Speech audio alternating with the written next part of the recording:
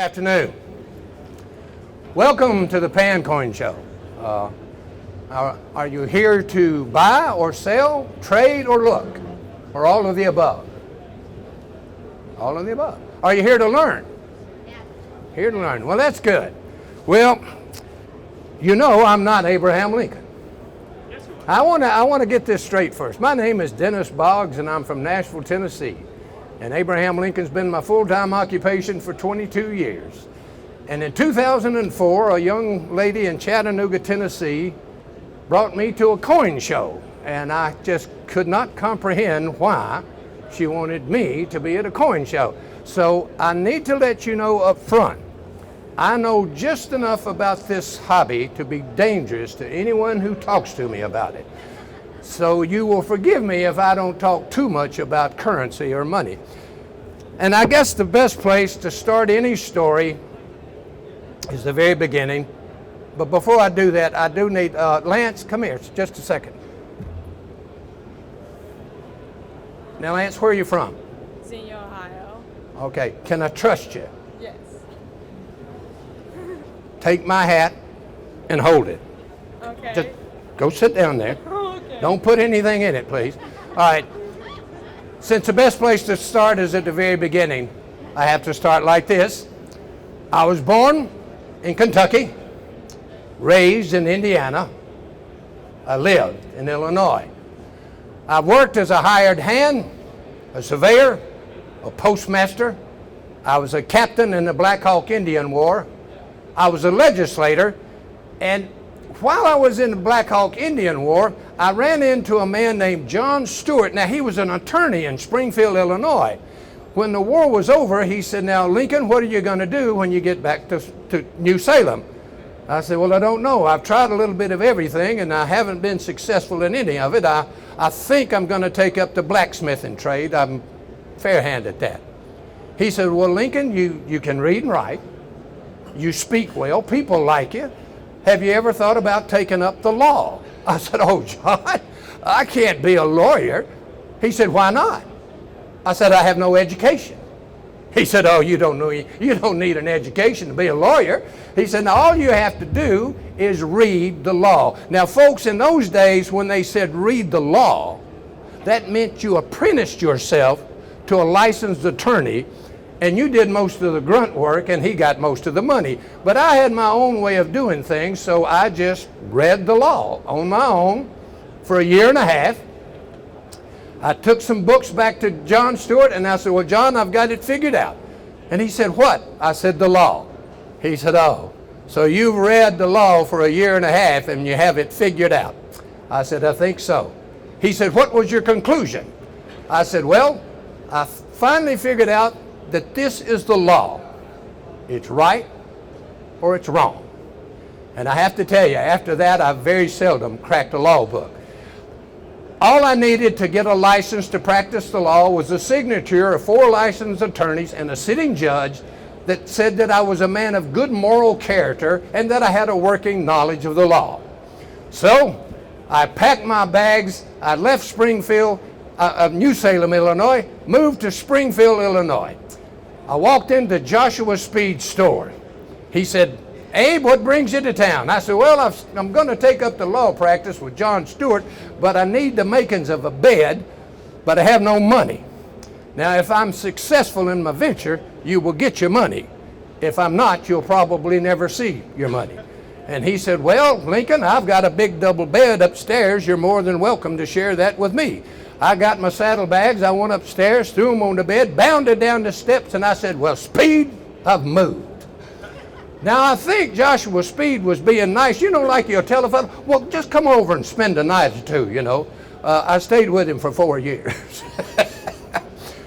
But it was in Springfield, Illinois, that I first fell madly in love with a beautiful young Kentucky girl named Mary Todd. Oh, I tell you, I had been worshiping Mary Todd from afar. Now, boys, you see, back in those olden days, if you liked a girl, but you were just too chicken to say anything to her, well, you just kind of just worshiped her from afar. I worshiped Mary for quite a while, and one night they had a party at her sister's house. I greased up my shoes, I put on my very best coat, and I walked right up to her and I said, Miss Todd, ma'am, Miss Todd, ma'am, my name is Abraham Lincoln, and golly, ma'am, I'd like to dance with you in the worstest way. She accepted my invitation. We began to dance. Boys, it was the most romantic evening of my entire life. I twirled her across the ballroom floor 6 times. After I stepped on her toes 16 times, she stopped me. She looked up and she said, "You know, Mr. Lincoln, you're right. You do dance in the worst way." We were married a short time later, and we've never danced with each other since. But we were so different, you see. I mean, look at me. I'm 6 foot 4 inches tall in my stocking feet. My wife, Mary, was just about that tall. I was from a dirt poor backwoods family. She was the daughter of a wealthy Kentucky farmer. I had practically no education. She had been educated in the finest finishing schools in the land. I asked myself every day, why in the world would a lady like her marry a nobody like me? To this day, I do not know why she married me, but I'm awful glad she did. We had 4 boys, Robert, Edward, William, and Thomas. Now, life in Springfield was fine. I bought the only home that I would ever own. My law practice grew, and I continued to dabble in politics. Now, understand, I was a Whig. There were the Whigs, and there were the Democrats, and there were know-nothings and the loco-focos. Well, I was a Whig. And in 1846, I was elected to the lower house of Congress. The only thing I managed to do in Congress was make an enemy out of President James K. Polk over the Mexican War. Now, ladies and gentlemen, it's never a good idea for a freshman congressman to accuse the President of the United States of being a liar. But I'm sorry. James K. Polk said that Mexico had invaded the United States, and that's why we went to war with them. I said, well, then show me. Show me and the American people where the first drop of American blood was spilled. It was not spilled on American soil. It was spilled on Mexican soil. You see, Mexico didn't invade us. We invaded her. Why?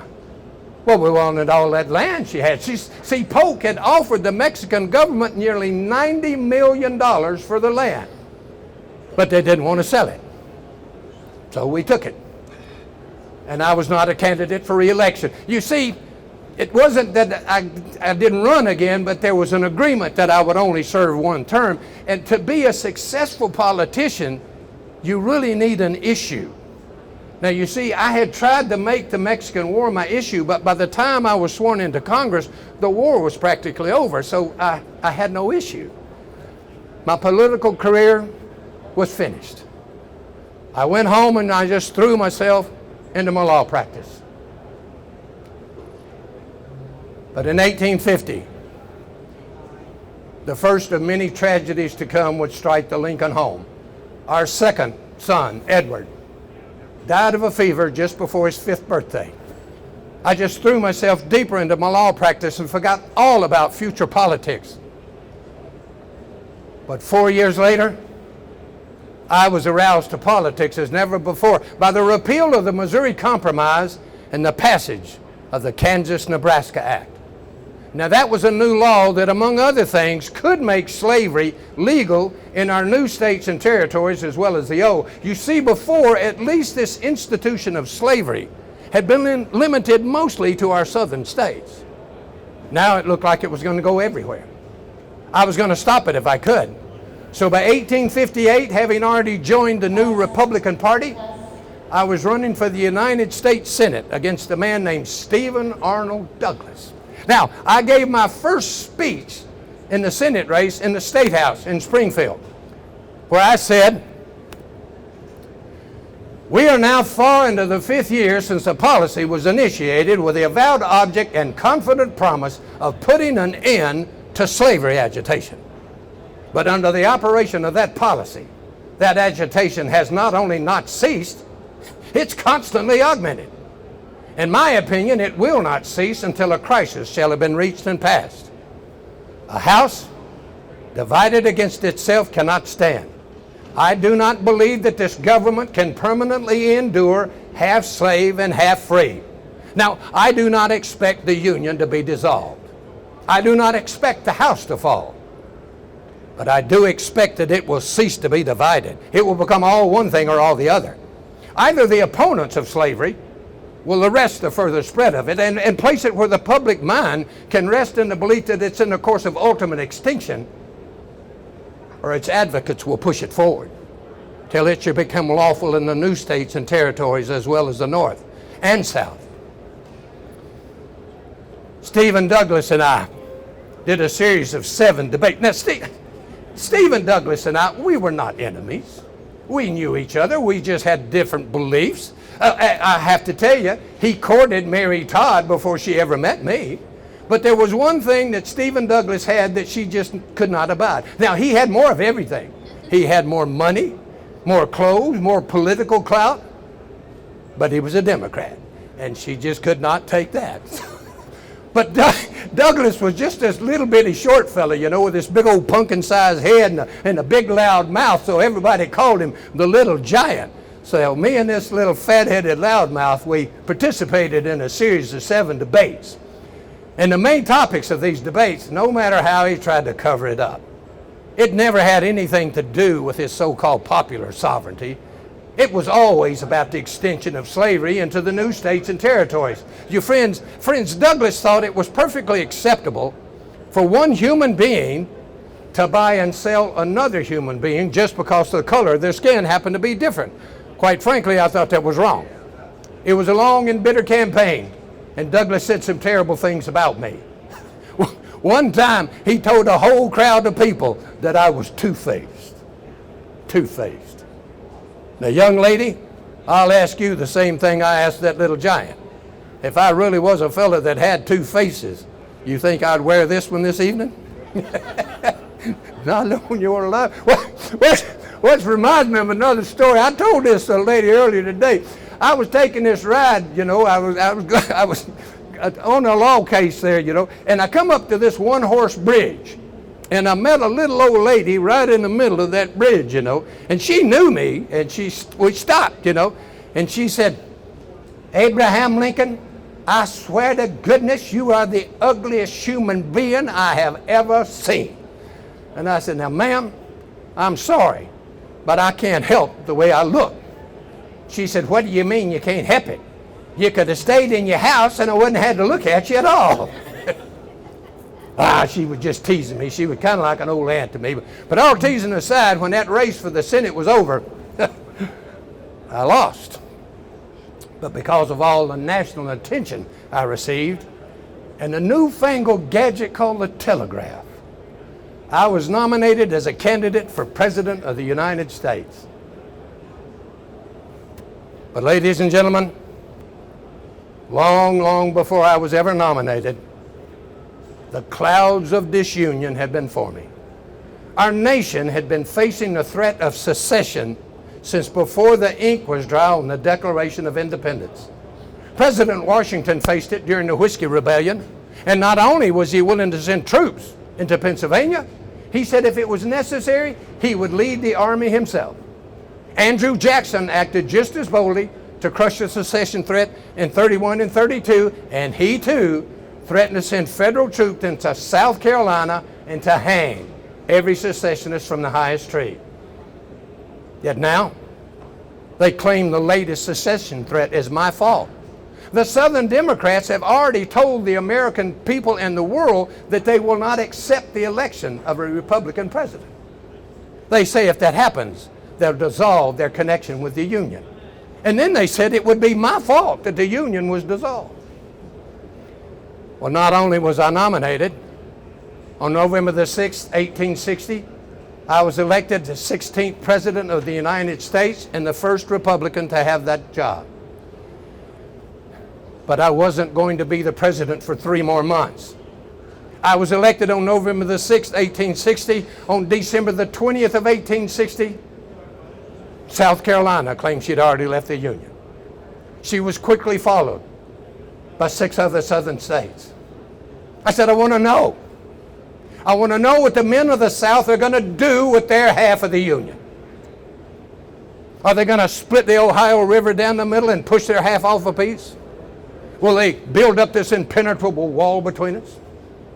Will they, once the Union is dissolved, make war upon us and kill us all? Friends, I know that the men of the South are as brave and gallant as any men that have ever lived. And I know that they can fight nobly in a just cause.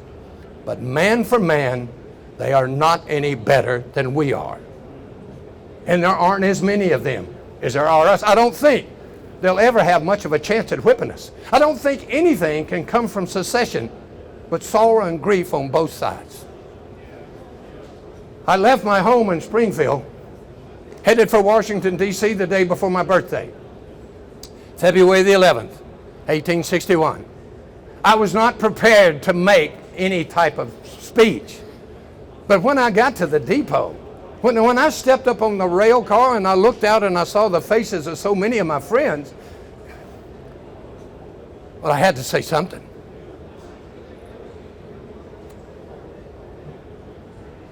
My friends, no one not in my situation can appreciate my feeling of sadness at this party. To this place, to the kindness of these people, I owe everything. Here I've lived for a quarter of a century. I've passed from a young to an old man. Here my children have been born, and one's buried. I now leave, not knowing when or whether ever I may return, with a task before me greater than that which rested upon Washington. Without the assistance of that divine being who ever attended him, I cannot succeed. With that assistance, I cannot fail. Trusting in him who can go with me and remain with you and be everywhere for good, let us confidently hope that all will yet be well. To his care commending you, as a hope in your prayers you will commend me, I bid you an affectionate farewell.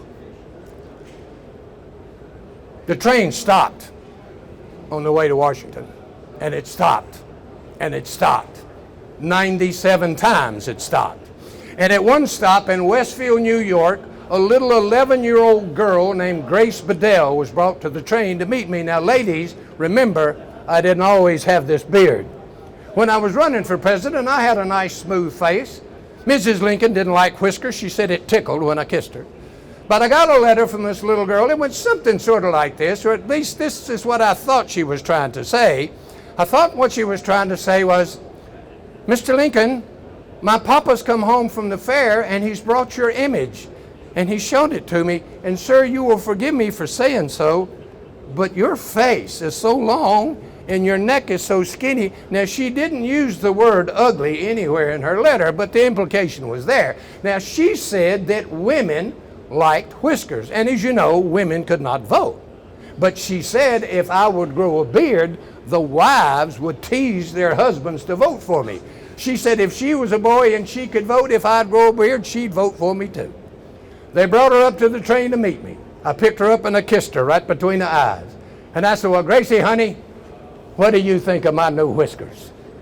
She looked at me for a little while and she said, well, it's a handsome effort. Handsome effort. Those were some of the last kind things that anyone said to me for 4 years. As I said, even before I took the oath of office, 7 states claimed they left the Union. In my first inaugural address, I begged them to change their minds and to come back home, in part by saying to them, in your hands, my dissatisfied fellow countrymen, not in mine, is the momentous issue of civil war. The government will not assail you. You can have no conflict without you yourselves being the aggressor. You have no oath registered in heaven to destroy this government. For I shall have the most solemn one to preserve, protect, and defend it. We're not enemies, but friends, and we mustn't be enemies. Though passions may have strained, it must not break our bonds of affection. They wouldn't listen. The truth is they never intended to listen. And on April the 12th, 1861, the South fired on Fort Sumter. And the war had started. As the president, I did everything I could. I called for troops, I blockaded the southern ports, and I began taking other measures necessary to prepare this country for a war to preserve our union. Now, my soldiers were losing one battle after another early in the war. Thousands and thousands of young boys were dying on battlefields everywhere. And on February the 20th of 1862, Mrs. Lincoln and I suffered another very personal loss. You see, our third little boy, William,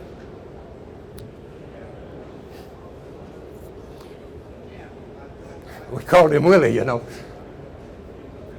He died of typhoid fever in the White House. It was almost more than I could stand. And his mother, she never got over it. More than a month went by and she was still sitting in her room looking aimlessly out the window. I went in one day and I put my hand on her shoulder and I told her, I said, Mother, I know how hard it was to have our Willie die. He was just too good for this earth, and that's what God called him.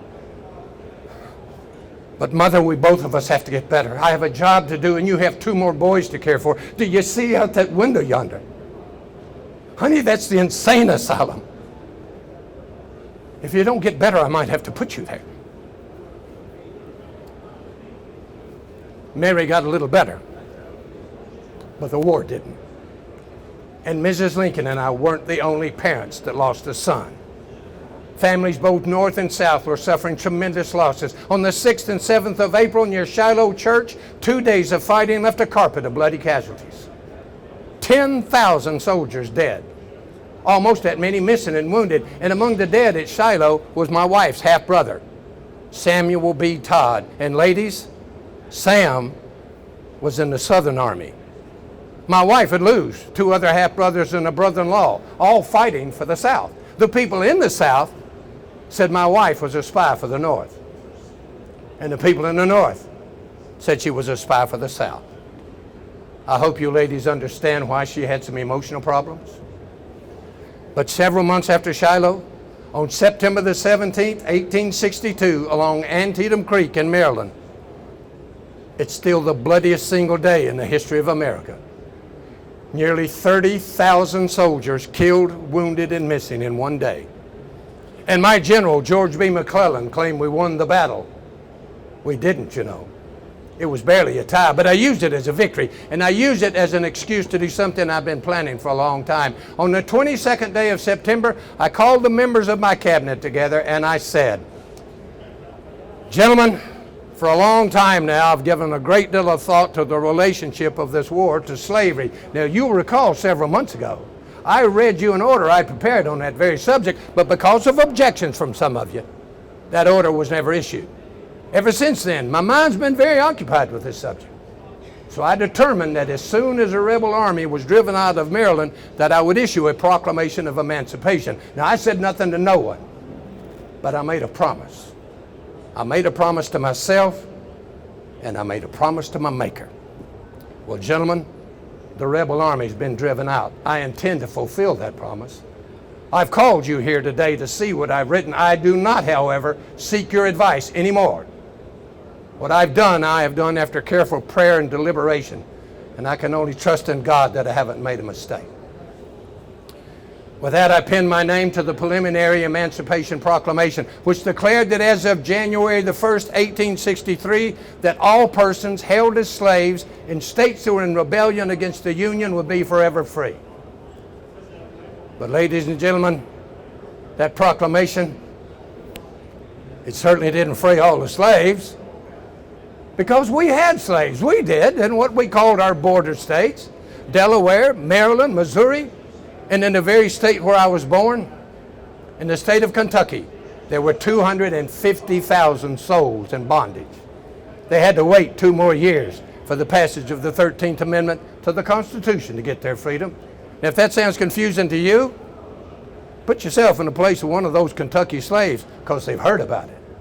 They've all heard about it. They're ready to cast their chains off and celebrate, only to have someone come up and say, oh, no, you see, it's those slaves down there. They're free.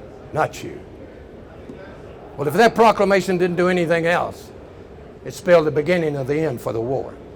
It made it possible for nearly 200,000 black soldiers to join my army. In the remainder of the war, those black soldiers would participate in more than 449 separate engagements. Somewhere between 30 and 40,000 black men died wearing a blue uniform, and 24 of those brave black soldiers received the Congressional Medal of Honor. Most of the men that received that medal did not get it for what they did with a weapon.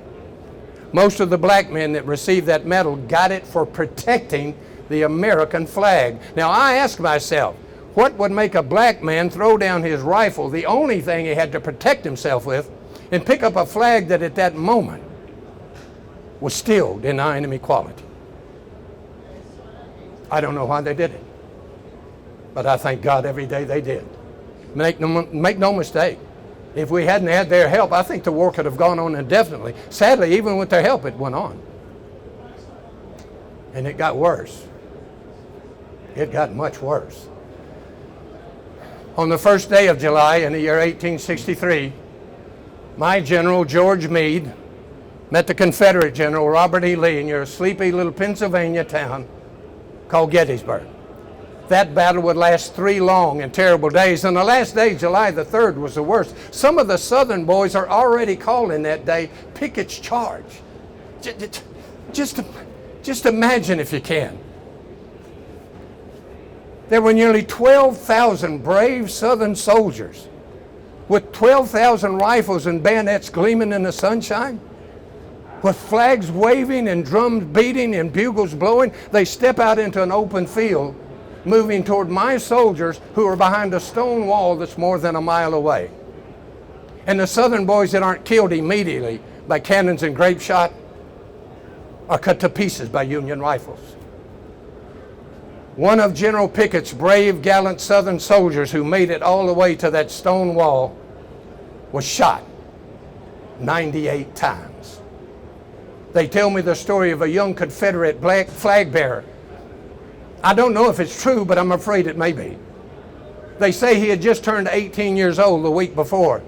They say that he drove his flagstaff into the muzzle of one of our Union cannons just as it exploded. They say that young boy just disappeared, that he just ceased to exist. But Robert E. Lee and his army had been beaten. And my general could have ended the entire war right there. All he had to do was push Lee a little harder. Instead, he waited. He waited for 10 long days, and that allowed Lee and his army to escape back into Virginia. And then my general, George Meade, had the nerve to send me a message. And it said, "Mr. President, I have the honor to announce, sir, that the invaders have been driven from our soil." My God. My God in heaven. What did he think we were fighting for? We weren't fighting for Pennsylvania soil. And we weren't fighting for Alabama soil. As far as I was concerned, it was all our soil. I wrote him a scathing letter. I said, you had him in the palm of your hand. All you had to do was close it. Now the war's going to go on, and no telling how long. I wrote the letter. I put it in an envelope. I put his name on it. I put it in my desk and didn't send it. I sent him a congratulatory letter. But after that, I stopped listening to my military advisors. And I promoted Ulysses S. Grant to the rank of Lieutenant General. He was the first man since George Washington to have that rank. Ladies and gentlemen, I asked Grant one question. I said, "General, tell me you have a plan to end it." And he looked at me and he said, "I do, Mr. President. It's pretty simple." I said, "Simple? General, we've been killing each other wholesale for 3 years and now you tell me it's simple?" He said, "Yes, sir. It's mathematics. Mr. President, it's always been mathematics." He said, "We have more of everything. He said the South can't replace their losses. He said they can't keep it up. Friends, people thought the war was bad before when Grant, Sherman, and Sheridan took over. They thought the entire planet what true warfare was all about. At Cold Harbor, Ulysses S. Grant lost 7,000 soldiers in 20 minutes. He sent 7,000 more right behind him. Even my wife called him a butcher. But look at the results. I gave him the Army in March of 64. By March of 65, it was over. And in March of 1865, I became the first president since George Washington to take the oath of office for a second term. Now, I had a tremendously difficult task to perform. Now I had to rebuild a nation that had been torn in two and shattered to pieces. But it was a job that I would never finish. Just 5 days after General Lee's surrender, just 5 days after what everyone prayed was the end of the war, on Good Friday, April the 14th, 1865, my wife Mary and I went to Ford's Theater to attend a play entitled Our American Cousin. About halfway through that play, just as I had reached to take my wife by the hand, an angry young man named John Wilkes Booth pointed a small gun just behind my left ear and fired one shot. I became the first American president to be assassinated. I had just turned 56 years old. Well, look at there. I just told you the whole story of my life, from the day I was born till the day I died. But if I didn't do anything else, I just told you about my war, that terrible Civil War. But friends, if you'll give me just a moment, I need desperately to talk to you about a different kind of war. And that's the great many wars that these children are fighting every single day. They're fighting wars against hunger, poverty, and racism. They're fighting wars against crime, drugs, and violence. They're fighting wars against diseases.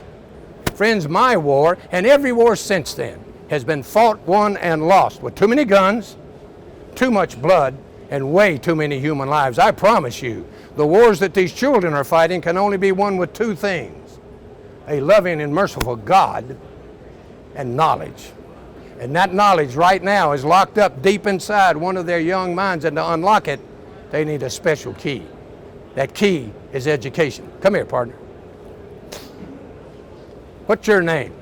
Titus. Titus. Oh, that's a good, strong name, Titus. Well, you know what?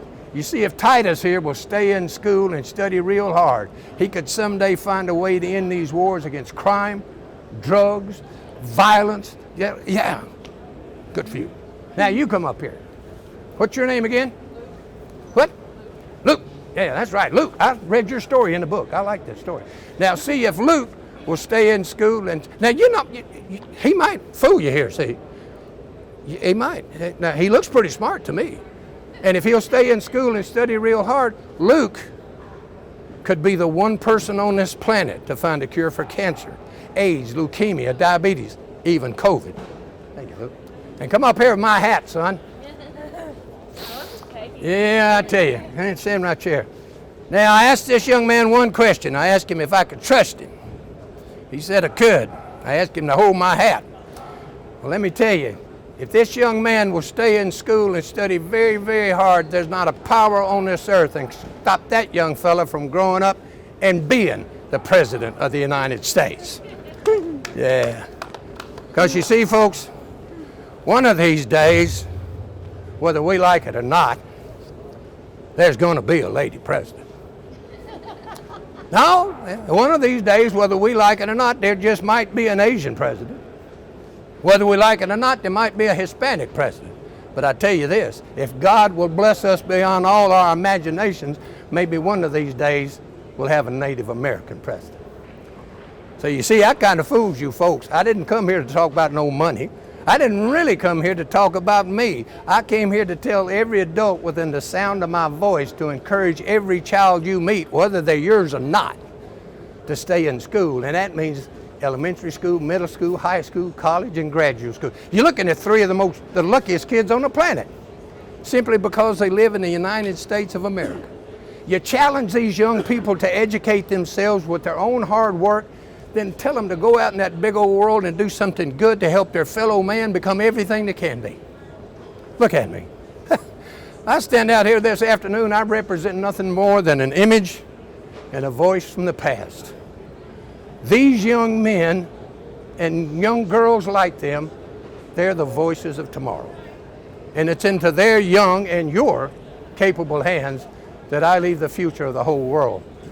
For that, I bid you an all affectionate farewell. Thank you. You might be aware that I owned a printing business at one time. So I dusted off the old press and made this up for you on behalf of our association, the Pennsylvania Association of Numismatics, because I'm their agent now. Oh. And I'm going to present you with this certificate of appreciation for giving your fine talk to us this afternoon. Well, I thank you very much for that. I thank you so much. But wait, if Ben's going to talk about me, I'm going to talk about Ben. Patrick. Patrick has been bringing me to these coin shows for quite a while, you see, and he's seen me at other shows. And a couple of years ago, they drug me all over downtown Pittsburgh dressed like this. They took me into restaurants and honky-tonks and barbershops and hat shops just to promote the coin show. We were on the way back to the hotel, and I said, Pat, has anybody ever told you that you would make a pretty good Ben Franklin? He said, well, yeah, maybe one time. I said, you know, Pat, you really should consider that because you got the bill for it. You certainly got the hair for it. And I said, but be careful. I said, because if you take on his persona, he won't let go. All right. Fast forward, I go to Florida to the fun show. And the first thing I see is Independence Hall. And coming out from behind Independence Hall is Benjamin Franklin. And Mr. Franklin does a terrific job, so give him a great hand, too. Thank you. Thank you, Mr. President. Historically, he's been catching me up on what I've missed since I died. So I'm grateful for that as well.